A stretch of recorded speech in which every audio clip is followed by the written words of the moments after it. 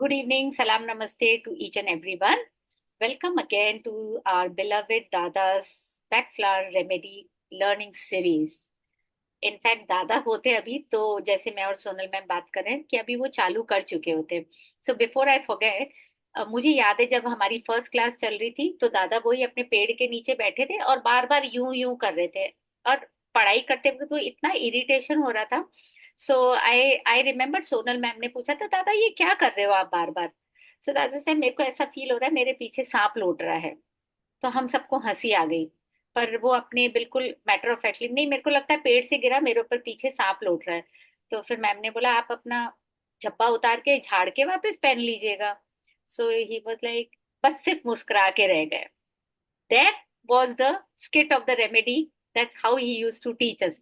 अब वो मैं और मैम करना नहीं जानते अच्छे से, पर definitely that was the first instance कि हमारा उस रेमेडी के साथ जुड़ा हुआ था। So before I go further, let me invite Dr. Sonal Devalia with her wonderful spin words. And here I pin her again. Yes, ma'am. नमस्ते everyone, कैसे हैं आप लोग। Thank you so much doctor Ritu.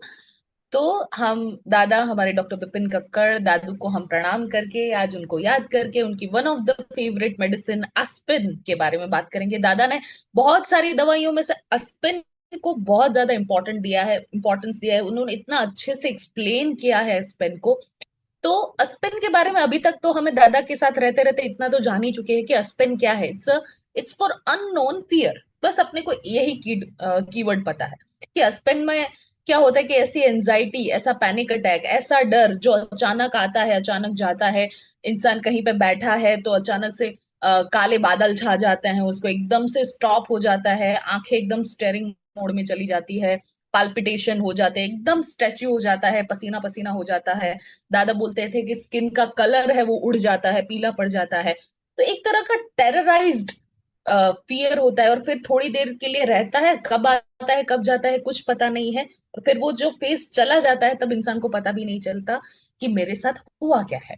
तो ये कुछ वर्ड्स हमें पता है। और ऐसा बोलते हैं कि अस्पेन इज फॉर अननोन फियर। हमें पता नहीं है कि क्यों फियर आया है, पर इस दुनिया में अननोन जैसी कोई चीज नहीं होती है। हर चीज का एक एक्सप्लेनेशन होता है, हर चीज का एक बैकग्राउंड होता है। तो मैं कुछ अलग चीज आपको बताना चाहूंगी कि अस्पिन वैसे तो स्पॉट रेमेडी है कि किसी इंसान को पैनिक अटैक्स आए हैं तो रोकरोज के साथ, फिर उसके साथ फिर आप अननोन फिर के लिए उसको अस्पिन दो। पर अस्पिन एक पर्सनालिटी भी है। अब एक ऐसा इमेजिन कीजिए कि वो लोग जो काफी सेंसिटिव है अपने सराउंडिंग्स के लिए, उनको ऐसी चीजें फील होती है, ऐसी चीजें दिखाई देती है जो नॉर्मल इंसान नहीं देख सकते। फॉर एग्जाम्पल उनको इंट्यूजन काफी उनका अच्छा होता है, उनका सिक्स सेंस काफी अच्छा होता है, स्पेशली फीमेल्स। फीमेल्स मोर 30-35 ईयर्स की एज की फीमेल्स है जो काफी इंट्यूटिव होती है। कभी कभार आपके फैमिली मेंबर्स में भी कोई ऐसा होगा कि लेडी बोलती है कि मुझे लगता है कि थोड़े क्या फ्यूचर में शायद ऐसा हो सकता है, और कभी कभार होता भी है ऐसा। वो लोग कहीं जगह जाते हैं तो किसी तरह की नेगेटिव एनर्जी फील करते हैं सराउंडिंग्स में, या फिर किसी का नेगेटिव ऑरा फील करते हैं। एक ऐसे हीलर्स हमारे साथ जो स्पिरिचुअल हीलर्स हैं, जो टैरेट कार्ड रीडर्स हैं, जो लोग ओरा क्लिंस करते हैं, वो लोग जो काफी ज्यादा उनका इमेजिनेशन पावर बहुत अच्छा है। मतलब वो ऐसा फील करते हैं कि वो एक डिवाइन एनर्जी से जुड़े हैं। उन लोगों को ऐसी चीजें दिखती हैं जो नॉर्मल लोगों को नहीं भी दिखती है, और ऐसे लोग होते हैं जिसका सिक्स सेंस काफी अच्छा होता है। वो वैसे तो काफी फियरलेस होते हैं, उनको कोई डर नहीं होता। वो ऐसी जगह जाते हैं जहां पे लोग जाने के लिए डरते हैं या मना करते हैं कि वहां कुछ है, वो काफी एक्सप्लोर करते हैं, वो चीजें ढूंढने की कोशिश करते हैं। पर और फिर ऐसे लोग जिसका इमेजिनेशन पावर ऐसा है, जो डार्क सीरीज देखते हैं, जो लोग भूत प्रेत में काफी विश्वास करते हैं, या फिर कोई बैड शुभ अशुभ चीजें हो गई, तो ये एक पॉजिटिव एस्पेक्ट है। पर प्रॉब्लम कहाँ शुरू होती है, वो काफी अच्छे से वो चीज को एनर्बन और अस्पन डिसऑर्डर कब स्टार्ट होता है, जब ये सारी चीजें काफी ओवरवेलम करने लगती हैं उन लोगों को। मतलब एक तरह से वो सबकॉन्शियस माइंड में ये जो सारी चीजें हैं वो सरफेस पे आने लगती हैं, उनसे वो डील नहीं कर पाते, उनको एक्सप्लेन नहीं कर पाते, काफी ज्यादा ओवरवेलम हो जाते हैं। उनको काफी सारे पास्ट एक्सपीरियंसेस जो उन्होंने हुए हैं वो अभी हॉन्ट करने लगते हैं। धीरे धीरे उनकी नींद, गहरी नींद में सोए हैं और अचानक से झटक के उठ जाते हैं, सांस फूलने लगती है, पसीना आ जाता है, कभी कभार स्लीप एपनिया या फिर हमें स्लीप पैरालिसिस, मतलब इंसान अंदर से जगा हुआ है लेकिन बाहर से वो कुछ भी हिला डुला नहीं पाता, लगता है कि चेस्ट पे कोई बैठा है। फिर पैनिक डिसऑर्डर्स, पैनिक अटैक्स उनको स्टार्ट हो जाते हैं। फिर जैसे पाल्पिटेशन स्टार्ट हो जाता है। तो अस्पेन ऐसे लोग हैं जो काफी सेंसिटिव है, इंट्यूटिव है, ऐसी चीजों के साथ कनेक्टेड है, लेकिन नेगेटिव फेज में ये सारी चीजें उनको हॉन्ट करने लगती है, उनको चीजें सुनाई देती है, उनको चीजें दिखाई देती है। फिर अनएक्सप्लेन्ड जो ये फियर फेज है वो कभी कभार उनको हावी हो जाता है। तो ऐसे लोग जो काफी बहुत बहुत सारी स्लीप प्रॉब्लम्स के लिए, छोटे बच्चे हैं वो कभी आधी रात में जग के एकदम से रोना शुरू कर देते हैं, या फिर अनएक्सप्लेन्ड एंजाइटी उनको काफी तरह से खाए जाती है। तो इस तरह से अस्पेन जो है उसके बैकग्राउंड में, in the sense subconscious mind है अभी कॉन्शियस माइंड पे हावी हो रहा है, तब अस्पेन का फियर होता है। मतलब पास्ट में कुछ ना कुछ ऐसी चीजें हुई है जो अभी उनको हॉन्ट कर रही है। तो दिस इज अस्पेन फॉर यू। आगे जाके मैडम हमको उसको रेमेडी रिलेशनशिप और उनका एप्लीकेशंस सिखाएंगे, बच्चों में, प्लांट्स में, एनिमल्स में, और काफी ज्यादा अच्छे से रेमेडी डिफरेंशिएशन भी बताएंगे। So doctor Ritu ma'am, please welcome, over to you. हम बहुत ज्यादा एक्साइटेड है रेमेडी डिफरेंशिएशन के लिए। Thank you doctor Soni. Such a beautiful explanation छोटे में, है ना, कि unknown fear. So I will start always with the plant itself, क्योंकि वो जो ब्यूटी ऑफ एसेंस है it comes from the plant. So the plant is known as the psychic flower. Psychic word itself ही आता है, fear से आता है, so it is known as psychic flower. And the beauty is that the tree itself as a whole, Greece में, Latin में बहुत ज्यादा use होता है। सो इसका ग्रीक वर्ड है aspis, ASPIS, that means shield, that means symbol of protection. So in Greece generally they plant the tree outside the house. Why? To protect themselves, or to protect the house, or to protect the members of the house from unreasonable things, or from some from other invisible world, right? So वो plant ही डाला जाता है। और ये कहा गया है कि रात के सन्नाटे में वो उसकी जो लीव्स होती है very light leaves, so they make that kind of a whistling noise. Whistling noise ऐसे कि as if they are communicating with the another world. तो उसको देख के जो चोरी करने आता है या जो बुरी नजर डालता है, दे बिलीव कि वो पकड़ लेता है। So this is one. एक लैटिन वर्ड है इसका, tremula, that means trembling, shaking, right? So negative aspen is trembling, shaking. और एसेंस देने के बाद इसकी ब्यूटी बढ़ जाती है सेल्फ रिलायंस में, या हम बोलते हैं ना कि सेल्फ रेस्टोरिंग काम में, उसके अंदर बढ़ जाती है। So this is about the plant. In fact ये भी सुनने में आया है कि क्राउन ऑफ द लीव्स बनाया जाता है, लीव से क्राउन बना के और ब्यूरियल साइट पे रखा जाता है, सो दैट जो आदमी चला गया उसके सोल की पीस के लिए।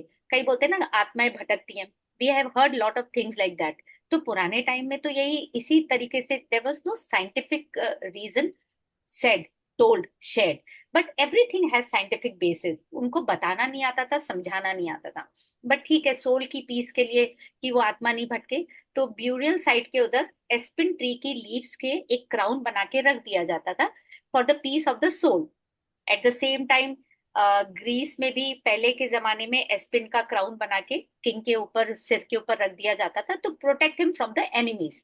सो अब देखो, प्लांट से ही आधा तो हमें समझ में ही आ जाता है कि the beauty of the plant lies in the essence of the flower. So this is the aspen flower, the psychic flower. Keywords ma'am ने आपको बता ही दिए बहुत beautifully. So it is basically, it is anxiety prone for no reason. अब वो anxiety होती है तो इसका मतलब दिमाग कंटिन्यूस चलता रहता है। तो इसको ऐसे भी कहा जाता है, इट्स लाइक अ विमेन्स टंग, जो ब्ला ब्ला ब्ला ब्ला करती रहती है। अब यहाँ पे दिमाग ब्ला ब्ला करता रहता है because of the fear, because of that anxiety, चलता रहता है, चलता रहता है। एक फियर से निकले हम अपने आप दूसरे फियर में चले जाते हैं। So aspen is very beautiful remedy for all those changes in life era, for all those hormonal changes. आप चाहे प्यूबर्टी में आए, चाहे आप ओल्ड एज में आए, मेनोपॉज में आए, कोई ना कोई फियर अपने दिमाग में आता है। So aspirin works wonderfully well. Remember, in any sort of hormonal changes, because hormonal changes हमको ऐसी स्थिति में ले जाते हैं, फ्यूचरिस्टिक स्थिति में, कि जो होता ही नहीं है. वेरी फ्रेंकली स्पीकिंग, न पास्ट है न फ्यूचर है, जो है प्रेजेंट है. So our soul is only in the present. Soul न पास्ट को जानता है न फ्यूचर को जानता है.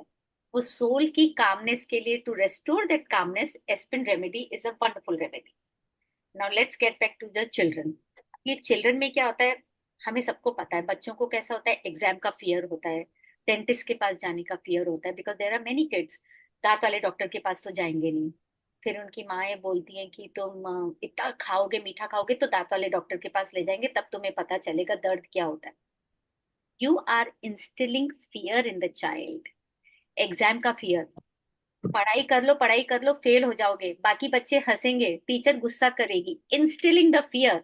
It is not the fear of exam, it is not the fear of dentist, it is the fear which we parents, we elders are instilling in the kids. तो ये एग्जाम का फियर, डेंटिस्ट का fear, या बच्चा school जाता है, माँ से चिपकता है, मेरे को छोड़ो मत, मेरे को पता नहीं. बोले क्यों नहीं छोड़ो, क्या बात है, नहीं मुझे नहीं जाना.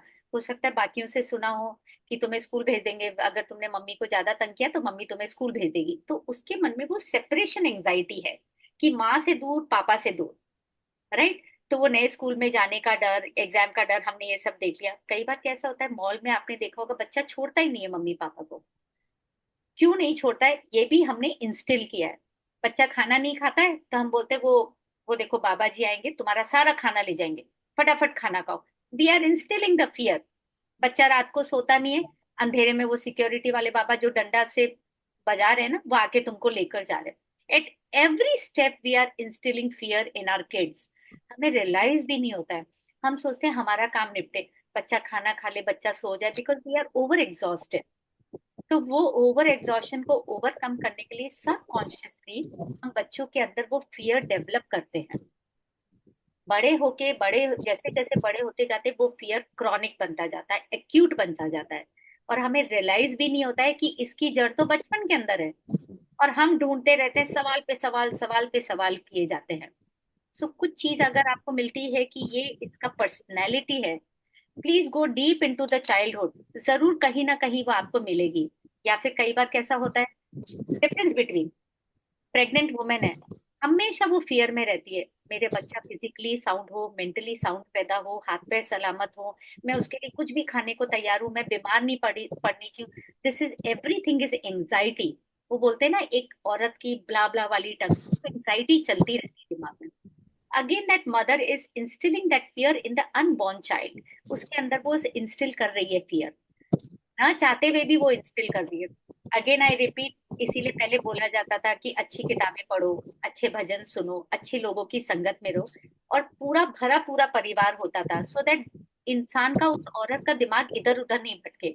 And there so many people in the house to make her happy, to feel her protected. Yes, we are all there with you.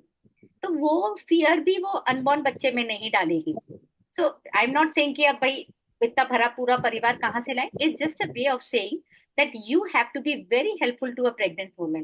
You have to be very understanding कि उसको किसी भी तरह की तकलीफ नहीं हो, और उसको शांति लाई जाए, उसकी एंजाइटी मोड पे वर्क किया जाए. ये तो हो गया, हमें बच्चों के साथ हमने देख लिया कि कहाँ हम इंस्टिल करते हैं बच्चों के अंदर fear. Now let's go to animals. बहुत ब्यूटीफुल है ये. हमने सुनामी पे, मैं अब रिलेट कर सकती हूँ कि सुनामी जब बॉम्बे में आया था, आई वॉज इन बॉम्बे. सो क्या होता है, it is specially for those all the animals, जो एनिमल्स होते हैं ना, स्पेशली पेट डॉग्स होते हैं हमारे, या कैट्स होती है, they are very edgy, they are spooky. उनको पहले से भान होने लगता है कि कुछ होने वाला है, something wrong is going to happen. Even during the tsunami times, many a times there were many pet dogs who were howling जोर जोर से, एंड दे वर सो एजी, इधर भाग रहे थे उधर भाग रहे थे, because they have this six sense very strong that something is going to happen. That's a positive thing. Something is going to happen. लेकिन वो अंदर तो उनकी एंजाइटी है, अंदर तो तकलीफ है. तो आप एस्पिन दीजिए. ये एक छोटा एग्जाम्पल है, और भी बहुत सारी चीजें होती है. फॉर एग्जाम्पल, कैनल्स होते हैं, या जहाँ पे काउ शेल्टर्स होते हैं, वहां पे भी इनको समझ में आ जाता है कि बस ये काउ बीमार है, या ये dog is not well, so that is going to put to death. So they get this idea that yes, I am the next one. So वो भी एंजाइटी है, वो फियर है. जहाँ इतने सारे होते हैं, जानवर होते हैं, उनको पता होता है कि आज इसका नंबर है, कल मेरा नंबर आएगा। That sort of an anxiety they are living into. और उस एंजाइटी से वो भी, उनके भी हार्मोनल इम्बैलेंसेस होते हैं। वही दूध हमारे बच्चों में आता है, वही दूध हम पीते हैं। So everything is well connected, everything is well connected. तो एनिमल्स में भी ये होता है, वो बोल नहीं सकते बट हमें समझना पड़ेगा कि उनके अंदर भी एक सॉर्ट ऑफ एंजाइटी होती है। कई बार कैसे होता है कि एक एंजाइटी और होती है कि जब पेट होता है ना, उसको बाकी बाहर के जानवरों से कोई लेना देना नहीं होता है, उनको नहीं मालूम होता है कि वो लोग राउडी होते हैं। तो आप कभी भी कोई बात देखोगे कि एक पेट को लेकर कोई जा रहा है, तो दूसरे जब बाहर के कुत्ते या दूसरे जब जानवर हाउल करना चालू करते हैं ना, वो दुबक जाता है अपने मालिक के पीछे। That's sort of an anxiety, because the animal doesn't know how to react to the situation, क्योंकि वो तो प्रोटेक्टिव एनवायरमेंट में रहा हुआ है। So there are many kind of fears. आपने कभी नोट किया होगा कि कैट होती है, it gives that kind of, बोलते हैं ना, it leaves in the air very strangely. कभी देखा है? बहुत ऊंचे से कूद जाती है और हमको लगता है अब ये गई, बट कैट्स नहीं, कुछ नहीं होता है, but they leave very strangely. That is again anxiety, that is again a fear. So animals के अंदर वो फियर इतना होता है, वो बेजुबान बोल नहीं पाते। There is somewhere you need to understand कि ये क्यों इधर उधर स्पूकी हो रहा है, why they are becoming so एजी।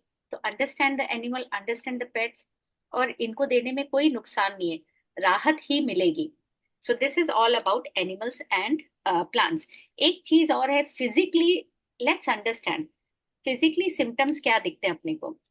इंसान, मैम ने जैसे बोला पेल्पिटेशन, तो शिवरिंग होएगी, पैरा फंक्शनल साइंस होते, क्विवरिंग होएगी, झंझनाट होएगी, और बोलते हैं ना नमिंग सेंसेशन होती है। जिनको इतना एक्यूट और क्रॉनिक फियर होता है ना, जब ऐसे ही होता है कि मेरे पीछे कुछ है, तो आप नोट करोगे वो हिल रहे होते हैं, क्विवर कर रहे होते हैं, नमनेस हो जाती है सब। जो भी नर्व एंडिंग्स होगी वो इतनी नम हो जाएंगी कि उनको फीलिंग ही नहीं होगी। So the body quiver sensation होता है, शडरिंग होता है, कभी कभी एक वॉबली सेंसेशन होता है पेट में, पेट बहुत दर्द नहीं करता है, बट वो फियर के मारे जो एकदम है ना, आपको ऐसा लगता है वो पेट कहीं पिट के अंदर चला गया। दैट्स अ स्ट्रेंज सेंसेशन होती है। और फिर कभी कभी कैसा होता है कि इतनी सडन सेंसेशंस होती है, आप एकदम नम हो जाते हो, जैसे मैम ने बोला बिल्कुल ब्लैंक हो जाते हो, मसल्स टाइट हो जाती है बॉडी की। And this is a documented fact कि जैसे ही आपकी फियर में मसल्स टाइट हो जाती है, बॉडी टाइट हो जाती है, there is a strange inflammation in some और the other part of the body which you are not able to explain. कई बार आप डॉक्टर को बोलते पता नहीं है, मेरे एकदम से स्वेलिंग आई और एकदम से गई। Many a times you will hear the patient से। तो फिर आप सोचते हो अच्छा ठीक है, पानी की कमी होगी या पानी ज्यादा होगा बॉडी में। वी स्टार्ट रिलेटिंग, आपकी किडनी कैसी है, आपका लिवर कैसा है। पर जब बोलते हैं ना कि एकदम आया, स्वेलिंग आई और चली गई, try and take the history कि ऐसा क्या हुआ था, कुछ आपको कोई चीज से डर लगा, that is a way of asking. But अगर सडन इन्फ्लेमेशन हो रहा है विदाउट एनी रीजन और सडनली चला जाए, it has got to connect with your fears, any kind of fear, but that has to be some connection. तो ये sensations होती है। बीपी एकदम तेज हो जाएगा आपका, आपका जैसे मैम ने बोला कि रंग उड़ जाता है, तो दो dark circles, sweating, haunted look, basically it is a haunted look. चेहरे का रंग उड़ जाना is sort of an haunted look, because it's not a normal look, right. वो हॉन्टेड लुक होता है। एक्सेसिव स्वेटिंग हो जाएगी, हाथ पैर एकदम सुन हो जाते हैं, बहुत स्वेटिंग होने लग जाती है, बीपी एकदम आपका तेज हो जाएगा। और ये सब चीज में क्या होता है, इंसान स्पेशली बच्चे स्लीप वॉकिंग करते हैं, स्लीप टॉकिंग करते हैं, और फिर हम देखने वाले को डर लगता है, पर हमें ये नहीं समझ में आता है कि उनका दिमाग कंटिन्यूस एक औरत के जवान की तरह चलता जा रहा है, और नींद में भी चलता जा रहा है। That is one reason they sleep talk, they sleep walk. और इतने सारे फियर्स और इतनी सारी एंजाइटी से क्या एक चीज होती है जो मुझे आप बता सकते हो? दादा उसके साथ एस्पिन अगर देना होता था तो उसके साथ एक चीज और देते थे। लेकिन अगर ये एक्सेसिव स्वेटिंग होगी, एक्सेसिव हॉन्टेड लुक होगा, वॉबलिंग होगी, शिवरिंग होगी, तो बॉडी पे क्या असर होता है? You can always pin it into the chat box, but I will still tell you, entire body is tired, entire body is exhausted. तो आप नोट कीजिए, जिनको भी दादा ने कभी दवाई दी हो, अगर एस्पिन है, इतना काइंड ऑफ वो है, तो दादा उसके साथ J3 जरूर देते थे, क्योंकि बॉडी एग्जॉस्ट हो जाती है, टायर्ड हो जाती है, इतना सोच सोच करके तो किसी की भी बॉडी टायर्ड हो जाए। शिवरिंग होती है, हॉन्टेड लुक होता है, so your body is exhausted, मैं थक गई, मैं थक गया। So always remember, if there is an aspen and it is a acute case, do not forget to give J3, ताकि वो माइंड को थोड़ा सा रिलैक्स मिले। राइट। सो ये हमारा सारा हो गया, नेगेटिव एफर्मेशंस हो गए इसके, हमारे प्लांट के बारे में हो गया, हमारे सिम्टम्स हो गए। इंटरमिटेंट फियर में इसका एक केमिकल होता है सैलिसाइलाइड्स, एस्पिन के अंदर होता है, जो आज की मॉडर्न मेडिसिन में एस्पिरिन कहलाता है। So it was used, initially it was used, कहते हैं बहुत पुराने टाइम में इसकी बार्क यूज हुआ करती थी इंटरमिटेंट फियर के टाइम पे। उसका पानी उसकी बार्क का पानी लेके और ठंडा करके निचोड़ के शरीर पे लगाया जाता था। दैट व्हाट दादा टॉट मी। यह सबको, पर पॉजिटिव एफर्मेशन क्या हुआ? To heal the fear right from inside. और वो जो प्री ऑक्यूपाइड माइंड होता है ना, which is living in to some other world, which is not your world, भूत प्रेत की दुनिया में जो लोग बाग रहते हैं, उनके लिए टू रेस्टोर दैट कामनेस। और जब हम एंजाइटी प्रोन होते हैं या जब डर होता है, तो हमारी ब्रीदिंग बहुत ऊपर नीचे हो जाती है, फास्ट पल्स हो जाती है, फास्ट ब्रीदिंग हो जाती है। Aspen remedy helps to restore that calmness, inner healing, शांति एंड नॉर्मल ब्रीदिंग। और ये डॉक्यूमेंटेड फैक्ट है। दादा के पास कोई आते थे, ऐसा हो रहा है ऐसा हो रहा है, दादा चुपचाप से ग्लास में पानी देते थे, और 15 मिनट बाद वो आदमी, वो इंसान शांति से बैठा रहता था। ऐसा हमने कई बार केसेस के टाइम पे देखा हुआ है दादा को।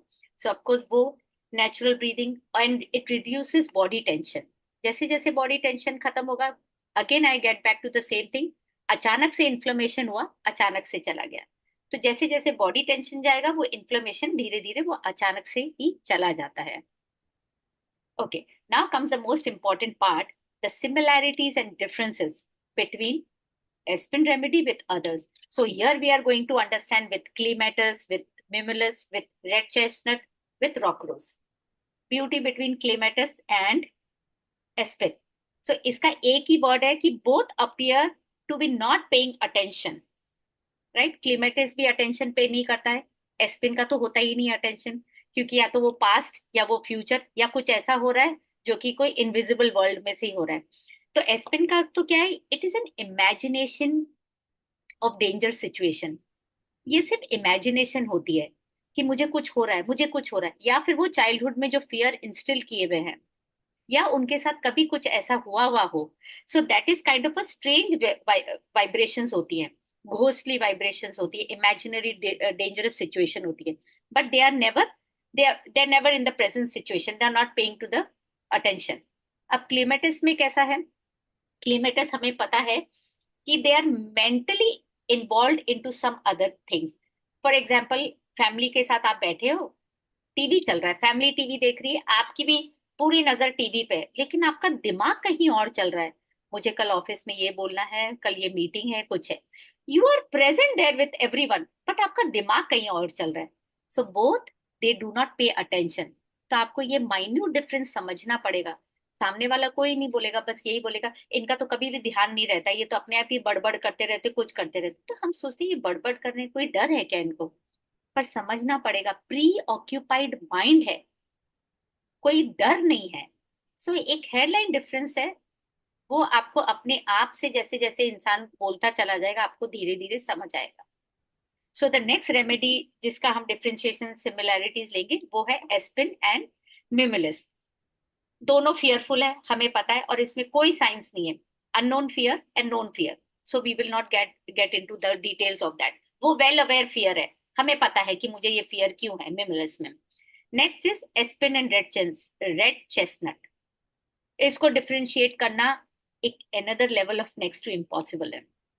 दोनों में क्या होता है, they both are not able to keep clear boundaries. Now in clear boundaries I explain exactly the way Dada explained to me. Aspen वाले जो होते हैं, okay, we have just 10 minutes, we can just cover it up. एक बार मैं इसको close कर देती हूँ। एस्पिन में क्या होता है, aspen personality is open to the outside influence. जो ऊपर का इन्फ्लुएंस होता है, बाहर का इन्फ्लुएंस होता है, उसमें कोई बाउंड्री नहीं होती, वो किसी भी लेवल पे डर सकते हैं, किसी भी लेवल पे वो सोच सकते हैं। And that is so unconsciously, they do it unconsciously. तो वो जो स्ट्रेसफुल, एक इसका बेस्ट एग्जांपल है stressful environment of the mall, जैसे हमने अभी डिस्कस किया बच्चे के साथ। अब रेड चेस्टनट में कैसा होता है, they are well aware of their own needs. मेरी ये नीड है, लेकिन मेरा जो ये डर है, मैं ये प्रोजेक्ट कर दूंगी किसी और पे। मैं बोल दूंगी कि मुझे रचित के लिए, रिद्धि के लिए ये डर है, लेकिन वो मैंने प्रोजेक्ट किया है अपना डर उनके ऊपर। डर मेरा ही है। फिर हम कई बार बोलते हैं आप रेड चेस्टनट है क्योंकि you are more worried about your near and dear ones. ऐसा नहीं है। आप उनसे पूछेंगे, बचपन में जाएंगे या डिटेल में जाएंगे, अंदर तक जाएंगे, आपको पता चलेगा ये उनका खुद का डर है, जो उन्होंने प्रोजेक्ट किया है अपने बच्चों पे, क्योंकि एक्सेप्टेंस नहीं है। You are not ready to accept, you are not honest with your self. और हम दे देते हैं रेड चेस्टनट, पर कई बार होता है वो aspen. So that's a hair line difference. ये वाला होता है they are open to outside influence. Red chestnut होता है they are aware of their needs, but they project it on their near and dear ones. That's it. That is very psychological thing. मेरा डर नहीं है, because एक घर की वो जो बोलते हैं ना माँ होती है, she wants to be one and all perfect person, perfection to a level कि मेरे को कोई चीज का डर भी नहीं होता है, I am just worried about you. तो वो एक्सेप्टेंस ही नहीं होती कि मेरे अंदर भी तो कोई डर है। And the last is aspen and rock rose. Again, हम इसको टेरराइज बोल सकते हैं, लेकिन एक हेयरलाइन डिफरेंस है। और वो हेयरलाइन डिफरेंस ये है कि the fear is unidentified in aspen, and it is किसी भी चीज का हो सकता है, डार्क सेलर का हो सकता है, एटिक का हो सकता है, हाइट का हो सकता है, एनीथिंग दैट इज अनआइडेंटिफाइड। लेकिन इधर कैसा होता है, बोथ आर अफ्रेड। अफ्रेड दोनों ही, ये सिमिलैरिटी है। डिफरेंस ये है कि ये तो पता ही नहीं है, और इधर क्या होता है, एक्यूट होता है, लाइफ थ्रेटनिंग होता है, और उसके आपको दिखता है। थंडर स्टॉर्म आता है तो बच्चे हिलने लग जाते, एकदम कांपने लग जाते, पैनिक हो जाता है। That is rock rose, that is not aspen.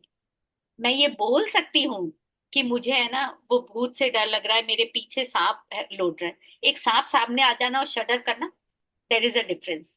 लेकिन समझाने वाला समझा नहीं पाता है। वो ये बोलता है कि नहीं, मुझे, आई एम टेरिफाइड, मुझे इतना बड़ा डर है, क्योंकि वो क्रॉनिक हो चुका है, बचपन का है। तो वो इतना क्रॉनिक हो चुका है कि वो उसको रॉक रोज की तरफ ले जा रहा है। लेकिन हेयर लाइन डिफरेंस आपको समझना पड़ेगा कि एंटायर बॉडी को पैनिक होता है। इधर पैनिक नहीं हो रहा है, इधर तो आपका माइंड चलता जा रहा है in some another world, fear of in some another world, fear of something that is not there, fear of something that you do not know. This is exactly what, जैसे मैंने आपको बताया था कि शुरुआत में दादा ने बोला था कि मेरे पीछे कुछ सांप लौट रहा है, सो इमीडिएटली ही सेड कि होते ना, it is emotionally, aspen personality is imbalanced, emotionally imbalance personality होता है। एक के बाद एक उनकी लाइफ में फियर्स होते ही रहते हैं, एक के बाद एक, एक आप सॉल्व करोगे दूसरे आ जाएंगे। क्योंकि जो एक्यूट है, जो अंदर की गड़ी हुई है, जब तक उसको एड्रेस नहीं करेंगे, दे हैव अ हैबिट कि आज मैं इससे डर रहा हूँ, कल मैं इससे डर रहा हूँ। सो it is essential for a therapist, for a doctor, कि मोमेंट आपका पेशेंट एंटर हो रहा है, उसकी वॉक देखिए, उसका बात करने का तरीका देखिए, आंख में आंख डाल के बात कर पा रहा है या नहीं कर पा रहा है, कितनी जल्दी जल्दी बोल रहा है, जैसे अभी कोई मुझे सुन नहीं ले, और धीरे धीरे भी बोलेगा, धीरे मतलब आवाज धीरे। दे डोंट वांट एनीबडी, उनको लगता है कि कोई इनविजिबल वर्ल्ड से कोई उनको सुन नहीं ले। आपको उसी में ही समझ जाना चाहिए। एक good therapist should understand how the patient is, entering the clinic, कैसे बैठ रहा है, कितना फिजिटी है, कितना फास्ट बोल रहा है, इधर उधर देख रहा है, आंख से आंख नहीं मिला रहा है। हम लोग जब केस स्टडी करते थे, हम सवाल पे सवाल करते थे, दादा सिर्फ बैठे रहते थे, और 80% टाइम वो एस्पिन निकालते थे। हम सोचते थे कि भाई हर पेशेंट को आप एस्पिन क्यों दे रहे हो, क्योंकि हर पेशेंट डरा हुआ है, वो कहीं ना कहीं बचपन से भी डर आया हुआ है। So that's the beauty of Aspen, of course. And before I forget, इसकी कॉम्प्लीमेंट्री मैम भी बताएंगी, और मैं भी बताऊंगी कि एक आध थी जो हम कभी बता नहीं पाए थे, इसकी कॉम्प्लीमेंट्री होम्योपैथी रेमेडीज हैं। You can all put it in chat box, जो भी डॉक्टर्स है, बट इसकी है एकोनाइट, Calibrom, and Argetum nitricum. And we are ready to take the questions. But yes, ma'am, is there anything else homeopathy से भी related आप कुछ बता सके तो we will be glad. Argentum nitricum एक बहुत अच्छी मेडिसिन आपने बताई है कि इट्स लाइक कि ऑलमोस्ट सिमिलर है एस्पिन से। साथ साथ में एक है स्ट्रेमोनियम और एक है एनाकार्डियम ओरिएंटल करके। ये दो मेडिसिन ऐसी है कि जिसमें इस तरह से पेशेंट काफी ज्यादा बोल सकते हैं कि अंधविश्वास या दूसरी दुनिया से आवाज डिल्यूजनल, और उसको ऐसा लगता है कि मेरे ही दो चीजें अंदर से बाहर मतलब बात कर रहे हैं, यहाँ पे एक एंजल बैठा है, यहाँ पे एक डेविल बैठा है, मुझसे बात कर रहा है। तो ऐसी मेडिसिन रहती है। दादा मोस्टली मस्टर्ड, और मैडम अगर आप बता सके मस्टर्ड और एस्पेन में किस तरह से, क्योंकि मस्टर्ड में भी ऐसा होता है ना कि अचानक से वो डिप्रेसिव और ऐसा बैठ वो जाता है, तो डिप्रेशन में जाता है, अगर आप बता सके। वो फियर ठीक का है, हाँ। इतना नहीं है, वो डिप्रेशन में जाता है। And we will definitely take all those differences when we reach there. क्योंकि अभी अगर हम मस्ट हाँ, अभी अगर हम एस्पिन से रिलेटेड ही करें, क्योंकि मस्टर्ड में है ना, it is more of a depression. वो डिप्रेशन। डिप्रेशन रिलेटेड फियर होता है कि मुझे कुछ हो जाएगा तो क्या होगा टाइप्स, वो एक अलग ही तरह का होता है। यहाँ पे लाइफ ऑल्टरिंग है। These fears are life altering. Ma'am एक क्वेश्चन पुट अप हुआ है, एक बार देखेंगे। आपके पास जो भी क्वेश्चंस हैं, sudden onset of symptoms belladonna, हाँ, हो सकता है। और कुछ आपके क्वेश्चन हैं? मीनवाइल अगर क्वेश्चन पुट करते हो तो मेरे पास मैडम एक काफी टाइम हो गया है, एक वो जो स्पिरिचुअल हीलर होते हैं ना, उनका हाँ, एक बार मैसेज आया था। मैडम हम ना ऑरा क्लिनजिंग करते हैं, उनका वो प्रोफेशन था। तो कभी कभार 1-2 घंटे की थेरेपी के बाद ऐसा लगता है हम काफी एग्जॉस्ट तो हो ही जाते हैं, लेकिन ऐसा मुझे लगने लगा है कि वो जो पेशेंट का जो भी फीलिंग था, जो भी नेगेटिव एनर्जी, जो भी नेगेटिव थॉट्स, वो धीरे धीरे अभी मैं सफर करने लगी। क्योंकि एग्जैक्ट। हमेशा ऐसा नहीं होता है, हाँ, हमेशा ऐसा नहीं होता, लेकिन कुछ इनकाउंटर्स ऐसे होते हैं उन लोगों के कि वो बोल रहा है कि वो काफी ज्यादा मुझे परेशान कर रहा है। वो पेशेंट जो फील कर रहा था शायद वो तो ठीक हो गया है, लेकिन उसकी जो नेगेटिव एनर्जी, उसका ऑरा, उसका थॉट्स, वो सारा अभी मुझे हॉन्ट करने लगा है। तो वो तो अभी बहुत टाइम हो गया, तब तो इतना ज्यादा मुझे नॉलेज भी याद नहीं है था, तब थोड़ा, मैंने बोला। वो इंसान दादा के पास भी आया था, और ऐसे दो एक जने और आए थे रेकी वाले वो बोले, और दादा हमेशा डिस्करेज करते थे। रीजन क्या होता था, we are still human being. हमें इतनी साइकिक पावर्स नहीं है कि हम किसी को हील कर सके, we are not of that level. पहली बात तो जब हम ये क्लासेस लेते हैं ना, कि चक्र ओपनिंग वाली, it is a very dangerous issue. चक्र ओपनिंग, आप चक्र हीलिंग करिए, आप अलाइनमेंट में आने की कोशिश करिए, alignment with your mind body and soul. I am not talking about the seven chakras, as in seven chakras की ऊपर से नीचे। बट अगर आपका अलाइनमेंट होगा, so you can heal your self. Keep that remote control of your mental health in your hands. लेकिन हम हैं ह्यूमन बीइंग, तो कोई पेशेंट का कोई चीज अगर हम में आ गई है नेगेटिव उसमें, बिकॉज वो हमारा वीक पॉइंट था जो हमने हिडन में रख रखा है, पीछे रख रखा है, because we are known as healers. पर हीलर्स हैं, पर हमारे अंदर भी तो डर है, हमारे अंदर भी तो बैकग्राउंड में कुछ ना कुछ है। तो अगर वो चीज आ जाती है, इसका मतलब कहीं ना कहीं वो रिलेशन है, तो वो आपको आपको भी हिट कर गया है। और जनरली कैसा होता है, रेकी वाले भी होते हैं या जो भी ऐसे होते हैं ना, वो दिन में एक केस रहते हैं, because they are tired, bodily mentally we are exhausted. So हम लोग भी केसेस लेते हैं, तब एक केस दो केस, क्योंकि जो सामने वाले का सुनते हैं तो वो रिलेशन में आता तो है ही। सो वो जो जो वो टायरिंग होता है ना, for that what I am saying कि एस्पिन के साथ J3 इंपॉर्टेंट होता है, because even we are exhausted, even the patient is exhausted. Okay ma'am, मुझे नहीं लगता कोई क्वेश्चन है, तो आप वाइंड अप कर सकते हैं फिर। Can, yes we can, because I am waiting, अगर किसी के सवाल हो, कोई अनम्यूट करके भी पूछना चाहता है without putting it in the chat box.